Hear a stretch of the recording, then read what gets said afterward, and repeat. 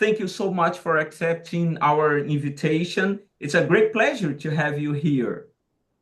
That's okay. Thanks for having me. Georgina, I'm going to start with the basics uh, and a very common question. So, how did you end up in safety? Was it for like an accident? Yes, it was an accident, and it's probably not the inspirational story that most people are looking for. So, straight out of high school, I went to university to become a teacher, Mhm, and I spent 1 year teaching on a cattle station. Very big kind of acreage property in northwest Queensland, teaching two mhm, children. And then I came home to Brisbane to be back with my family. And at that point, I met my boyfriend, soon to be husband, the man that became my husband. So at that time, I was still, teaching, and he was working in the prisons in Brisbane. And mhm. he wanted to apply for a job as a train driver on the very long coal trains that we have in Queensland, maybe 2 kilometres long, some of them, the longest ones we have. To do that, though, meant we had to move to central Queensland, which is a mining orientated town. Mhm. And the town we were moving to was 250 people. And the majority work at the train station, driving trains or cleaning trains or, all the things related to trains. And there's one school in that town. And the school has 30 children and one teacher. And it's many different age groups, but the one teacher. And I interviewed at the school to be the teacher. Mhm. And the principal said to me, it will be great that you will be able to fix our photocopiers and our printers and all of our Oh my computers, God. because you are fresh out of university.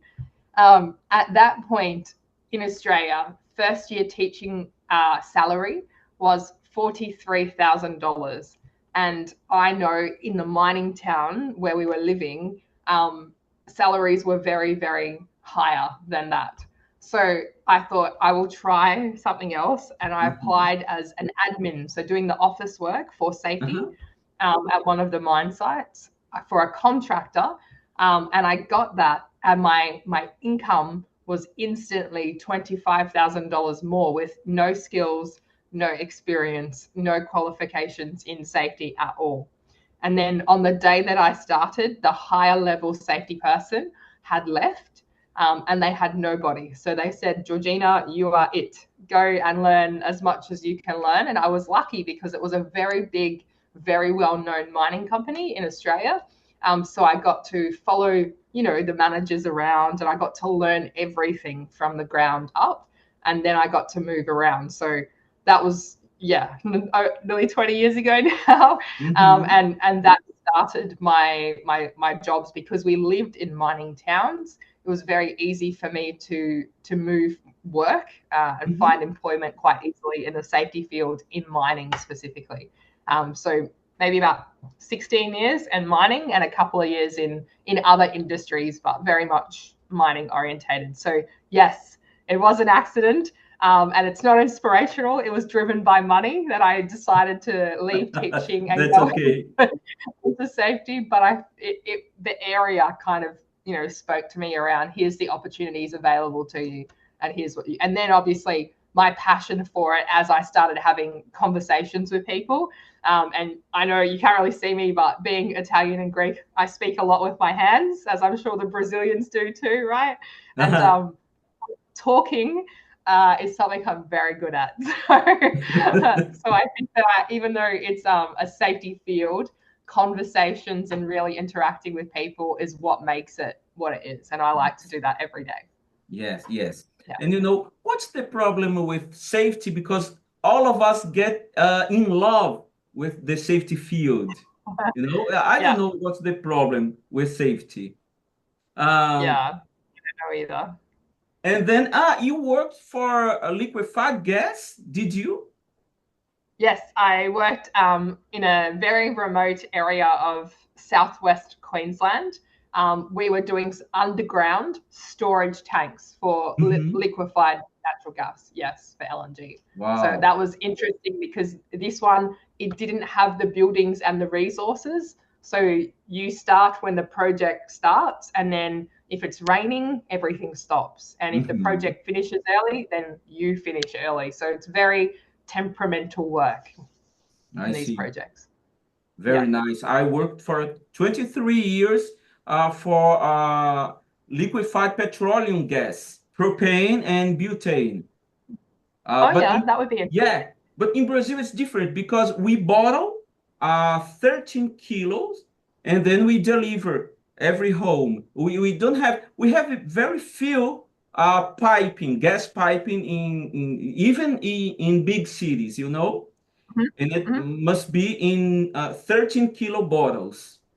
Oh, wow. Okay. That's different. Yeah, and the great majority of accidents, you guess, it's hands and feet. Yeah. And when you think about the what's the worst thing that can happen, it's a big fire or explosion. And where is it? It's over there next to the tanks. So it doesn't.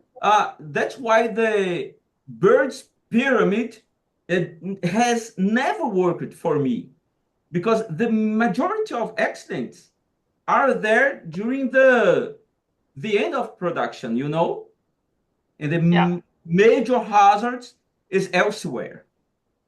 Yeah, that's right. And they're very different things. They're things that kill you versus the things that injure you. They're two Yes, different things, right? So you can't take the same. You can't blanket everything to be the same.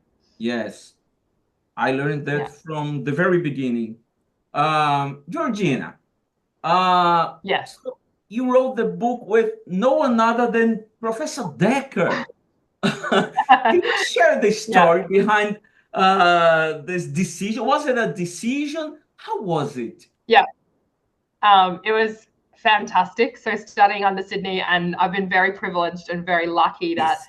I probably talk to Sydney, like a couple of times a month, maybe. And we're working on another book. We're working towards. I'm going to be studying, hopefully, if I get accepted, my PhD Mhm. next year. So going and under Sydney again, so studying directly as him as my supervisor, which will be interesting. Mhm. So last year, I studied the graduate certificate in safety leadership through Griffith University. Mhm. And for me, it was about, I always did safety differently, not safety differently, the label. I did safety differently because I spoke to the front line. I was not a Uh-huh. police officer. Like the things I did were very different. And I never had a label. And then I started reading around when I went to the Community of Human and Organizational Learning Conference in the States. And I thought, I'll start reading. And I basically started absorbing myself in, different books, Conklin's books, Decker's books, etc. And I really identified with Sydney stuff because of the empirical evidence and the science behind it. I'm very much a concrete person. Like, don't get me wrong, I love Todd Conklin and I love the way he presents and I love the operational side of the business because that's me. But I base decisions off science. Show me the stats, like show me how many people have done that, and I will do that for an operation. I don't like Mhm. experimental things where there's no proof this will work. So I lent towards Sydney, and I thought I really would like to learn from someone like him. I also knew that he was quite controversial. I've seen his clips. I know he's quite animated, and that appeals to me. I really like the animation and that kind of the disruptiveness of Sydney Uh-huh. Decker is what I also like. And I know you know what I'm talking about. Yes. So I learned first few kind of assessments were really great for me. And I've told him this. I didn't need to study. And I know that sounds really cocky, I guess is the word. I didn't need to study because for me, it quantified what I was already doing. Mhm. When you say I need you to put together a presentation to change the leadership's mind on A, B, C, D, E. As a consultant, which was what I was working as while I was studying, I was already doing that. I was stepping into boardrooms, stepping into meetings and saying to people, hey, you should be doing safety differently. Here are the things you need to do. So I was already doing my Mhm. assessments literally as part of my job. So about 3/4 of the way through the graduate certificate, I think it was, maybe not that far, maybe halfway through, we had an assessment that was where we had to review a research article and then present back to the rest of the student cohort. And I picked the Construction Safety Research Alliance article, the very first one, or one of the very first ones they did on debunking TRIR. And normally the way you present back is you read it, you pick out, the topics or the themes, and you present it back to the student cohort. But I switched it up in that I read it and then I presented it back as if a frontline leader or just someone on site, an operational person would be able to understand the topics. Mm-hmm. So I really broke it down into layman's terms so that they could understand what it was. And at the end of that, so it's supposed to take 20 minutes for the presentation. I ended up taking the whole entire hour, and it was really interactive and generated a lot of, critical discussion, like my LinkedIn posts do, a lot of debate, a lot of interest. And then at the end of it, Sydney reached out to me and said, "Hey, I think you're onto something. Would you be interested in co-writing a book?" And then added, "I have a deadline due Q3. So we kind of knew that by the end of September, October, the book had to be to the publisher, for at least for editing to kind of happen to it. But as a student and someone who's kind of, I don't want to use the word idolize, but it was like you put Sidney Dekker and Todd Conklin, on a pedestal, Eric Hollnagel, all of those names of people that you put on a pedestal when you started out in safety and you start learning about them. I felt like a fangirl every time I got to attend class and see his actual face pop up, but then to have him kind of like reach out, you have to kind of check yourself. And the podcasts I did with Todd Conklin from the Safety Summit, Todd actually says to me, "Are you breathing?" before we start, because I was in the room with Todd Conklin and Sidney Dekker, and I'm like, where else do you go once you're in a room with I remember the post you wrote a post about that. I remember. That's right. I was like my life is done. If I get hit by a bus tomorrow, I have lived. From a safety perspective anyway. Like from my son's perspective, maybe not. There's a bit more I need to do.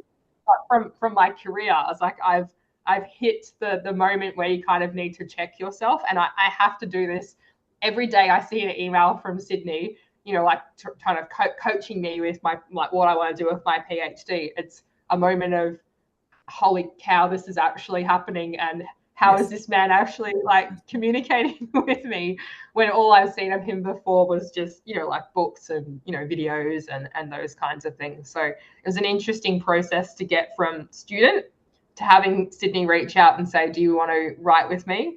and catching yourself the whole entire way, obviously, that this is actually happening, and there's no way I would ever say no to a request from someone like Sidney Dekker, right? That publicity, it's still, in any way, shape or form, it's still good to be recognized by, he's a professor, he's quite well known in the industry. Yeah. I know, I can imagine how you felt. This year, we had Todd Conklin here in Brazil. And then I traveled to São Paulo. I'm very far from São Paulo. I'm northeastern Brazil. 3 hours and a half flight to São Paulo. Now I went to São Paulo to watch Todd Conklin, and when I saw him for the first time, I just froze, and I was going to ask him for an autograph, and I lost my pen. I was confused. Yeah, I know the feeling. Yeah. We always do that. We put people on pedestal. It's normal. Very true. It's normal. Yeah. But I wonder, given the elegance of Professor Dekker's writing, what were the challenges you experienced while writing a book with him? Well, as you just put it, his elegant writing style is very different to my blatantly open writing style, I should say, because the way that you hear me speak is the way that I write. And so there was 3 rewrites with the book. So the first rewrite, he was very blatant and very much said that my writing was like an anorexic. That requires clothing, like a skinny person that needs to put clothing on. Did you say anorexic? Anorexic, correct. Oh my God. Correct. Yeah. Yeah, and it was good that I'd studied with him for that time, because if you were a stranger and you told me that, I probably would cry, you know. So you take yourself and then you go back and you rewrite. And we're talking 47,000 words, which it's not a lot, but it is when I'm working full time. I'm a mum, I'm doing Yes. daycare, you know, I'm a wife, I'm doing a whole heap of stuff outside of work as well to build my brand. So rewriting that was the first rewrite.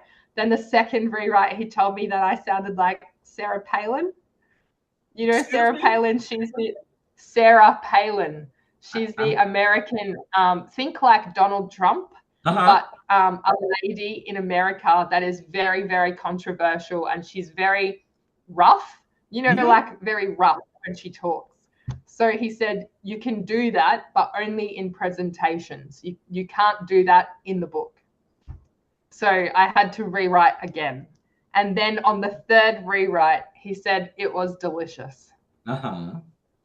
So that the third rewrite is what you see, but then he had his editor weave the writing styles in together. So I was very fortunate again that Sydney's editor that he uses for his other books was able to craft his wonderful magic and make our writing styles blend. I wouldn't say seamlessly, which is good, because I don't think when you have two authors that the writing styles should be seamless. I think you Uh-huh. should be able to tell Georgina's writing from Sydney's writing. And I think you can do that if you look close enough at the book. You can tell which ones I wrote and which is Sydney's chapters. Uh-huh. Uh-huh. I see. Well, I have to confess, I'm still on the first chapter. I finished the first chapter and I'll try to figure it out. Okay? Okay. Then I'll It's a tell you lot. later. It's Uh, still you're reading it in English, aren't you? yes, I'm reading the Yeah. English, the only version of the book. Yeah. We Yeah. have very few words, very few, sorry, very few books, safety books Yeah. in Portuguese. It's the editors, the publishers, they are not very interested in translating that No, because it's a I kind of asked. niche, you know? Yeah, Uh, I did and ask. I did ask because Alexandro, I forget his last name. he He's has someone who comes a to book. German last name. Yes, yes, Alex, that's Yes, I him. know Yes. him. I know him. Yeah, he reached out to me and he said he would translate the book for us into Portuguese. But like you just said, the editors, not the editors, the publisher, is, you know, like they have other things that take their priority. Yeah, That's probably yeah. the nicest way to. Yeah. Mainly your publisher. I know them. Okay. They are going to charge any Brazilian publisher has to pay a lot to Routledge because they are Taylor and Francis, aren't they? So it's Yeah. Yeah. very Really. expensive. It's Yeah. very expensive. Well, I tried to translate Clive Lloyd book. Oh yeah. Yeah. Yeah, but I couldn't find any publisher that would pay Taylor and Francis the amount they wanted. Well, Yeah. it's Wow. very hard. So okay, I have to read in English, no problem for me, but it's a huge problem for the most of Brazilian safety practitioners. It's not very common for people to be able to read in English and Sidney Dekker is very hard. He writes in a very fantastic way. And every page I have to go to the dictionary once or twice. Yeah. Uh, Yeah. that's why I'm making a series of videos about this book here. That's great. It's Yeah. it's That's not great. translated, and then I read one chapter and I do a very short film in YouTube, a very short video, 15-minute video, just a summary of the chapter for Brazilian Mhm. speakers. This is a project of mine. That's great. That's a Yeah. fantastic project. And it's everything for free. And Hmm. but I have to find time to do that. And then Yeah. you are a mother, a wife. So how did you manage? Please teach me. How did you manage the balance between your personal, professional responsibilities and writing a book? There is no secret. So I was often, and I still am. I have podcasts, so I do things after hours, and that is when I don't fall asleep in my son's bed at 8:30 at night. So often I fall asleep when I put him to sleep. I wake up at 1 o'clock. When you realize that you've fallen asleep in your 4-year-old's bed. And then I'll get up and I'll do some writing, or I'll do, whatever podcast episode or something like that. Mhm. The one thing I will say is that it's not easy, and you still get criticism around the various things that you do. So I was away for work, like I do travel now in my role, and while I was writing the book, and there was a number of people who made comments about myself being a mother and being away from my son, for example. Okay. So there are just general things, I guess, in society that you kind of Mhm. think, oh, it's so great that she's doing A, B, C, D, E. However, people view that differently, like doing that. So I'm very structured. I allocate time in my day to Mhm. do reading, to do bits and pieces, and I listen to things as well. Like, I'm not an audio book person. I prefer a physical book Mhm. or a Kindle, and I will read. And then, like you, I will highlight things, and then I'll go, actually, I need to write a podcast episode on that quote from Sydney, or that quote from Todd, or you listen to someone, or you're at work and someone says something and you're like, oh, that makes me Yes. angry. I need to go do a podcast, or to Yes. share with the It world like happens to my me thoughts. also. Yes. Like, I need Mhm. to go and talk about this particular topic, and you have to be careful about what how you say it and what you say as well, right? So there are those kinds of things where it's like just keeping a balance. But I can't not do anything. I have to be busy all the time. Mhm. Mhm. And even if people wouldn't have talked about that, sometimes you feel guilty because you Oh are not no. giving your time to your kid. I have two teenagers, a girl and a boy, and sometimes I feel guilty because I should be spending more time with them, mainly because they are teenagers. It's very hard for them. I remember when I was teenage, and thank God Yeah. they don't do what I did. Uh, but Yeah. Georgina, tell us what is a random noise in safety? Random noise in safety to me is something that has no justification. It's something that you do that has no linkage to any science, no linkage to any results. It's not proven. It's just something you've decided to do because you think it's great. So random noise was something Sydney said in Uh-huh. his little flutter of frustration talking about our injury frequency rates in class. He was like, yeah, it's just nothing but random noise. And I was like, I think you just came up with the title to the book. Like, Uh-huh. that's what we're going to do. So Nice. that's how the title of the book came about. But yeah, to me, random noise is, putting a poster on a wall that tells someone caution, slippery floor. Like I'm not going to change my behavior because you put a sign up that says be careful. Or I went to a car hire company a couple of weeks ago for work to pick up a car, and they had a sign that said, I do not know, don't ask me what time the bus is coming. I don't know the time. And handwritten, someone had written this, sign out because the bus to take you to the airport from the car hire company comes, every 15, 20 minutes, but it's, if it's extra people, that takes longer. And so the people at the car hire company obviously want to stop people asking every time, what time, what time, what time. So somebody wrote a sign that said, don't ask me what time that's what time that the bus is coming.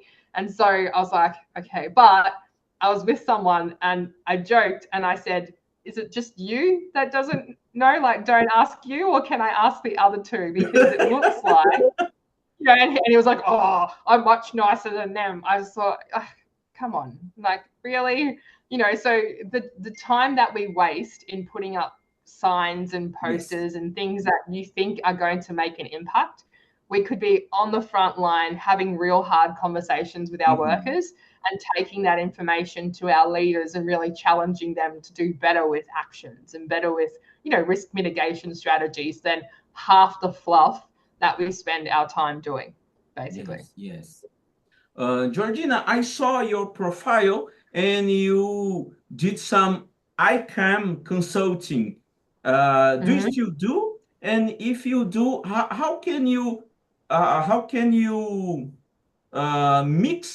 ICAM with complex things like safety differently? Um, Yeah. So I actually created my own consultancy company with my husband called Event Learning Australia. uh-huh. Obviously, I work full time for Coca-Cola. So that is, my be all and end all right now. But I have a number of people that I coach, a number of people that I mentor, and a number of people that ask me for short presentations, recordings, etc. So to be able to still do that, I had to set myself up as a business, like a side. There is no shop front, there is no anywhere you can go for that. But with ICAM, obviously I was a consultant for ICAM Australia, so I was doing the training, and I didn't like the traditionalness of ICAM as it sits, as its original form and method. I don't like it. Is the only way to say it. So what I did, obviously James Reason created that model many years ago, and the model itself cannot be changed. That is the way it was created. It is as if you were saying, let me go and change up, Jens Rasmussen's model for the performance modes. You can't change the model. You can, put names on it, change the words, but the model is the model, right? It was created in history. So rather than changing the model, what I was able to successfully do was bring in elements, and I say differently, modern safety with learning teams. So when you go out to get information to put into your investigation, you would go out and do a learning team. Instead of asking the questions that you normally would ask in a witness interview, you ask curious questions, things like the 4Ds, like what was dangerous on that day, or what did you want Yeah, to do the differently, 4Ds. what didn't you expect, what surprised you. Not just the 4Ds, but 1,000 other operational learning questions that normally in an interview you don't ask. That you ask them what happened at what time, at what were you thinking, why were you naughty, and then Mhm. you kind of get to that result. So I broadened the tools that ICAM is able to use to get to and invest, and like the outcome that people want to get to, a good investigational outcome. And I managed to interweave the principles of human and organizational performance through the training, so that when people walked out, they were much more geared towards not no blame, but understanding accountability. Who has an account and what does that look like, versus which path we need to go down from a disciplinary process. So really challenging the status quo with that. The other tool that we used is the 3-line timeline. So work as intended, work as normal, work as done. So we use that to kind of highlight, hey, there might be gaps between what your procedure says, what your workers normally do, and also what was done on the day. And all of those things that I used as tools are not Georgina tools. I didn't create any of them. They're the great work of Ivan Papali'i and the Brents and Jeffrey Lith, and then this 3-line timeline is Dr. Rob Long and Simplicity and Safety. So those tools are all things that I put into the ICAM process and taught, so that people, if they want to do safety differently, you could walk out of my course and go and do them. Or if you want to do traditional ICAM, you would still get the traditional ICAM view from it. But Okay. I would like to think that if you did my version of ICAM, you would be a little bit more linear towards no blame. You would understand how human error impacts performance and the things you need to do, with human error to really understand and build your capacity to fail safely into your system, as opposed to what did the person do? How do we fix this? And here's my corrective actions, and that's it. So you can still, if people are interested in it, I still talk about it, I still share it, teach it, etc. They just need to, reach out to me, and I'm happy to share those Okay, tools and how. but do you still do traditional ICAM? If they ask you Yeah. to make a presentation of traditional ICAM, do you do that? Oh, Okay. I'm happy to share traditional ICAM, like its methodology. What I share though is that even James Reason had his own thoughts on the restrictions of his methodology. So in I see. 2006, in his book, he actually, I wouldn't say, well, I do say, he debunked his own model, and he said it's not it's not enough for the complexities of our society today, basically. We need to really think about how we go about gathering information and the complexities of work and what we look at. So that's why I felt that using tools like learning teams, like the 3-line timeline, understanding human error and the principles of human performance really help to shape the investigational outcome that you're kind of looking for when doing an investigation. I see. I see. I understand that you do a night camp with better questions, isn't it? 100%. Yep. And that was the book. But really, from an investigational standpoint, the field guide to human error, to understanding human error, from Sydney, is the Bible that should get you started to do an effective investigation. You don't need a methodology. What you need is some good principles on how to conduct a proper process. And I feel like a lot of organizations are moving away from calling it investigating. I'm investigating the person, to more learning from the event. So if you want to move from you're the police officer, you want to find out who did, what went wrong, more to you would like to learn how, the complexities of your organization played into that event, and then what you can learn from it. That's much more of a event learning process, as opposed to you're forward thinking if you're in event learning, right? If you're in investigating, you're backwards focused on what went wrong, how do we fix it? But learning from events shifts the focus to more forward thinking. What can we do to learn from this and mitigate our systems and processes, build that resilience in, so that we do, if we fail, we're not going to kill 25 people on a bus. But someone might lose an arm, and we're okay with someone losing an arm compared to killing 25 people on a bus. Yeah. Talking about learning, when you facilitate a learning team, how do you represent all the findings? Do you have a model? Yeah. We've got some PowerPoint templates that we've kind of created, or it might look like a report. So I've been asked as a consultant to provide a report on a fatality investigation. And what that looked like was work as intended, work as normal, work as done. So I held the learning team to get that information. And then that information was then taken and put into report format. So I would look at the procedure and write, word for word, your procedure states exactly that. Then work as normal is taken directly from the learning team and the information. So I would put, whatever the operators said, the people who do the normal work, I'd put that in there. And then work is done, what actually happened on the day. So it was like a 30-page report, 38 pages, and went through each of those. But it depends on what the client is asking for, what your organization is asking for. Some companies are okay with a storyboard. Some companies want PowerPoint. Some want a report. It's not, I don't have that answer. That's more your company will tell you.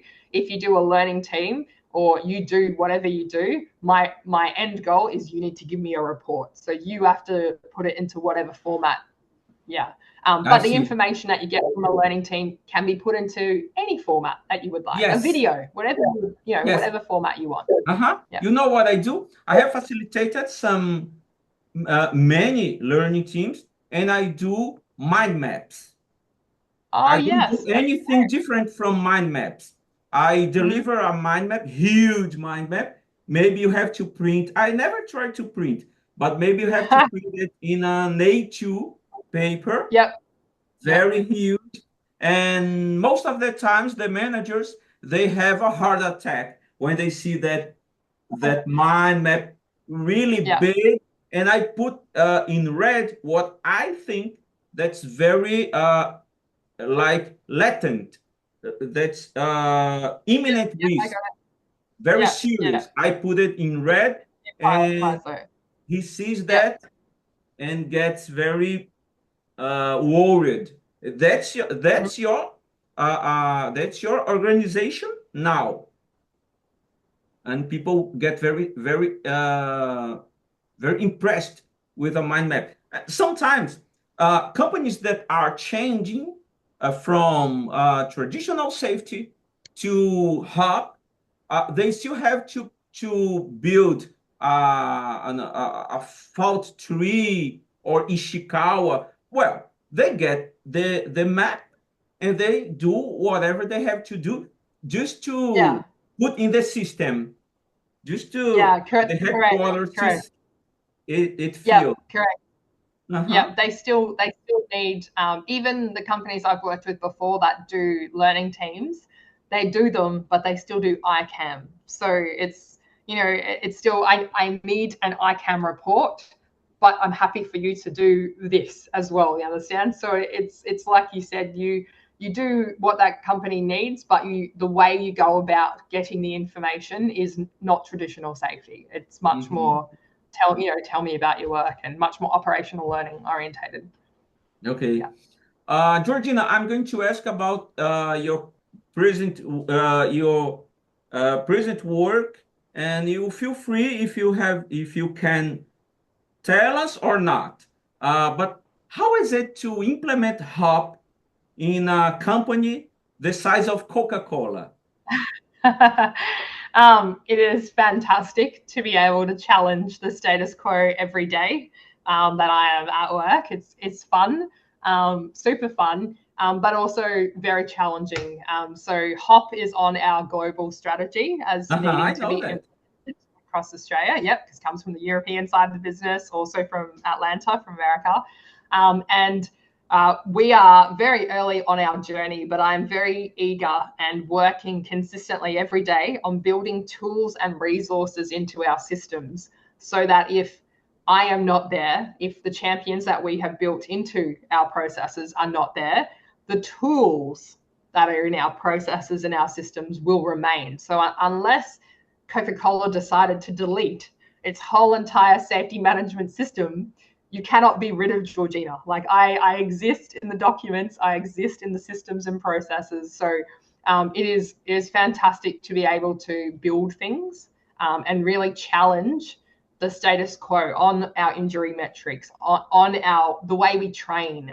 I'm building a board game for machinery safety to teach people about lockout, tagout.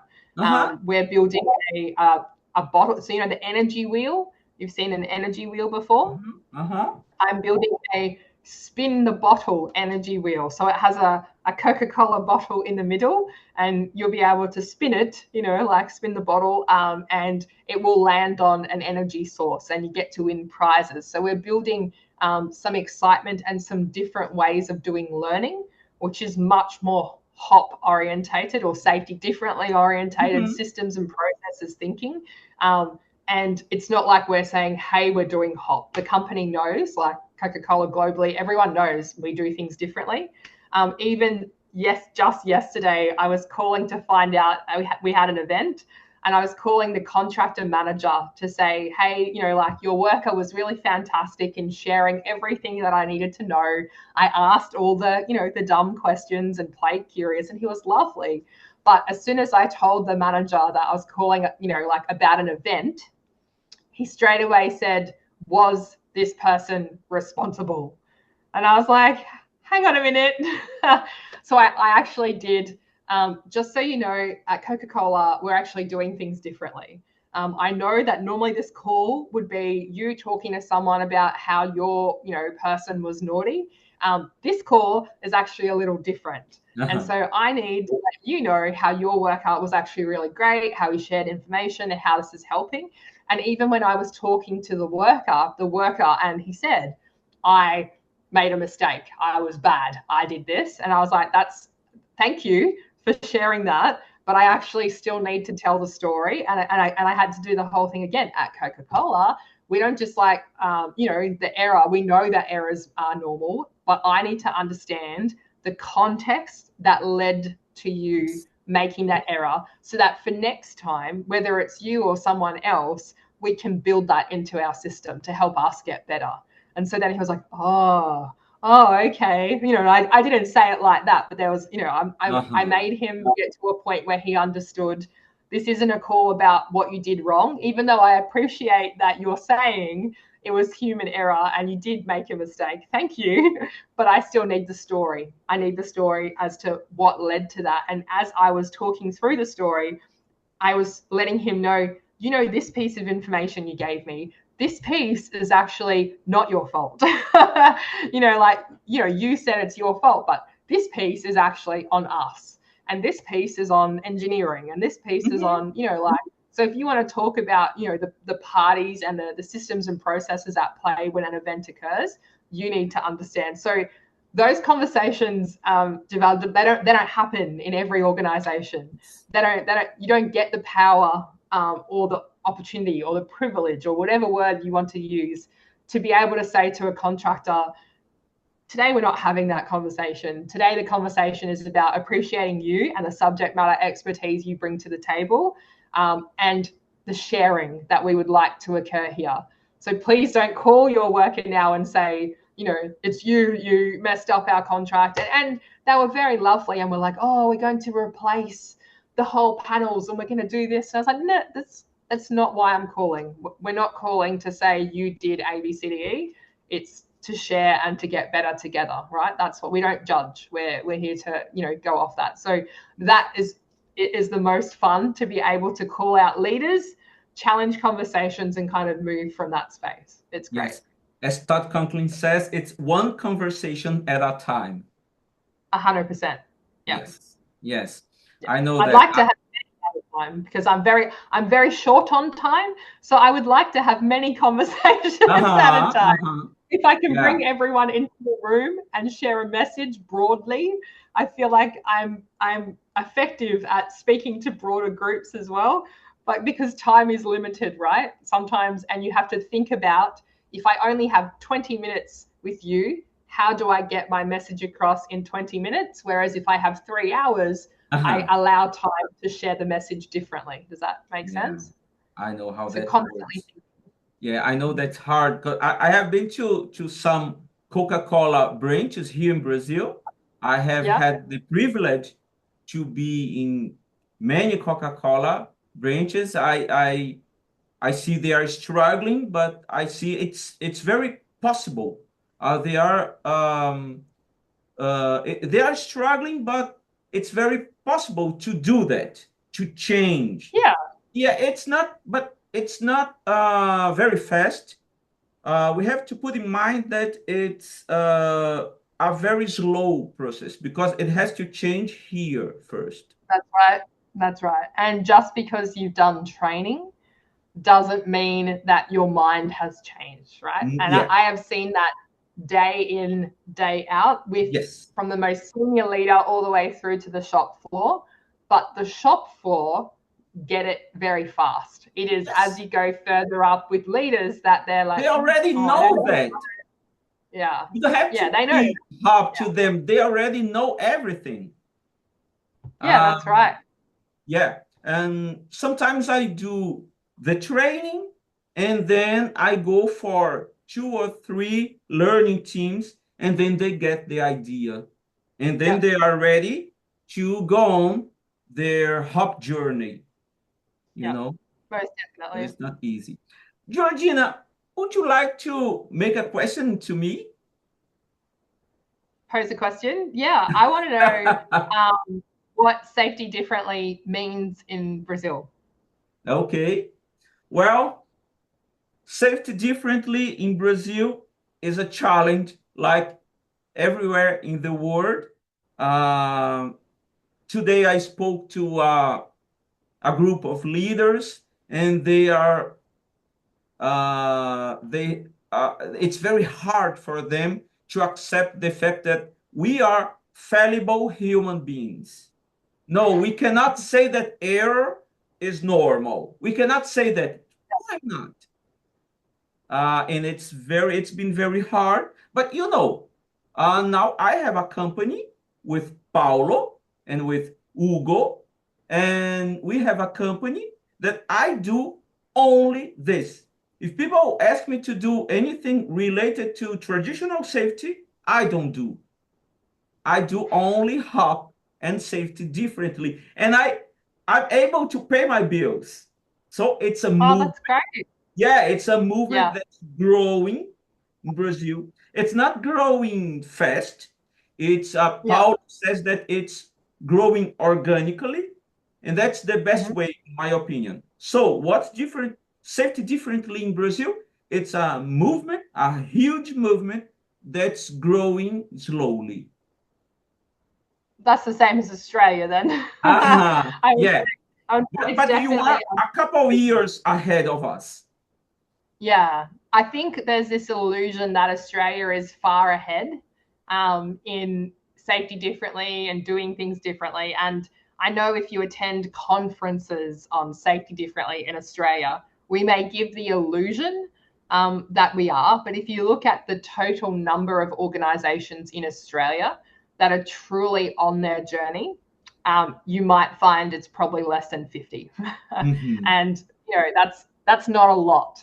There's still many hundreds of thousands of businesses across Australia, from small all the way through to your large conglomerates, that could be thinking differently about the way they do things. And Yes. it doesn't mean changing all of their processes. It just means starting to integrate a different way of thinking about incidents, a different way of thinking about their safety professionals, like it's a different way of doing things in a variety of areas. But we are, a couple of years, maybe that's about it. But we're definitely not. When you go to America and you talk to the people that have been doing human performance in, like oil and gas, in petroleum, in nuclear for the last 30 to 40 years, that's where you see the expert level of information that you get from those original people who started out testing the waters on things like the D's, right? Like we've commercialized so many of their tools that those guys, and I say guys because mainly men in America that were doing it many years ago, like Tony Mushara, like Uh-huh. Rob Fisher, those gentlemen have been around for 30 or 40 years, not 5, like the differently videos that you might see on YouTube, like not 10, like not 15, not we did this and our people rolled out this and here's what we did with the posters on the wall. No, Uh-huh. these guys were embedded in organizations that were high risk, where lives were on the line, and they tested the waters for us so that we could now walk the path that we walk. So I think a lot of us think that we're experts. We're not, and we should be continuously learning in this Yes. space and really thanking, the guys, mainly guys, that created the path for us to travel on. Because sometimes we forget, and you see a lot of consultants on LinkedIn that post as if they are the creator of whatever, right? There Uh-huh. is nothing in space that is new. You owe your career, your salary even, to the people that created the path for you to walk on today, right? So credit Yes. should be given where credit is due. And I feel like a lot of consultants in this space, consultants and practitioners, we're all striving to make a name for ourselves and also to, create a path. But we are creating a path that we're traveling on because of those gentlemen that really started that movement way back when, right? And Yes. you talk like Eric Holnagel, like we need to be thankful to your Eric Holnagels, like we need to be thankful to those gentlemen that started that kind of differently thought process. Of course, Decker, Conklin, our modern Uh-huh. names that we know are fantastic. But even when you talk to Decker, he thanks, and he is very much aligned with Eric Holnagel and Jens Rasmussen and those Yes. gentlemen from yesteryear, right? So I think we need to give credit and recognize we are on our path, but that path was carved many years before Yes. us. Yes. Yeah. Yes. Well, but we are doing our part. We have a long way in this Yes. journey, but we are doing our part. You are doing your job here, That's and a very I'm doing my cheeky. job learning from Yeah. you. That's what we all need to be doing, though, right? We all need to be learning from each other. That's why I started the podcast in the first place. It's not so Georgina could get glory. For branding purposes, yes, but it's to share information. Yes. I don't agree with everyone I talk to. Like I don't agree with the principles of behavioral safety or any of that kind of stuff. But that doesn't mean the message or the work that's been done in behavioral safety is not worth sharing, because it might resonate with someone in the field, and that's okay with me because we need diversity. Yeah. That's what we have to do, to share it, and really share, not sell, share it. As long as we can share it for free. That's correct. Yes. Yeah, that is the catch, right? We want to be able to share it for free. Yeah. Well, Georgina, thank you so much for this lovely conversation. I love to talk to you. And there's one last question. Have you ever been to Brazil?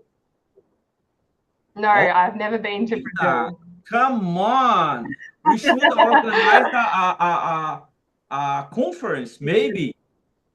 Yeah, no, definitely. I saw, who did you have over last? Sydney, did you have Todd over? You've had a few people over, haven't you? Todd Conklin came to Brazil this year. And also Clive Lloyd. He came twice. I was there, southern Brazil. The first time Clive Lloyd came to Brazil. Well, we still have to bring Andrea Baker. She also said that she has never been to Brazil, and now you. That's perfect. I'll happily do a conference with Andrea anytime. We have to organize that. Maybe for 2025, hey? Put it on the agenda for next year. Maybe. Okay. Yeah. Awesome. Well, yeah, it's been fantastic. Fantastic talking to you as well. Thank you so much. Okay, thanks. Bye. Bye-bye. Bye.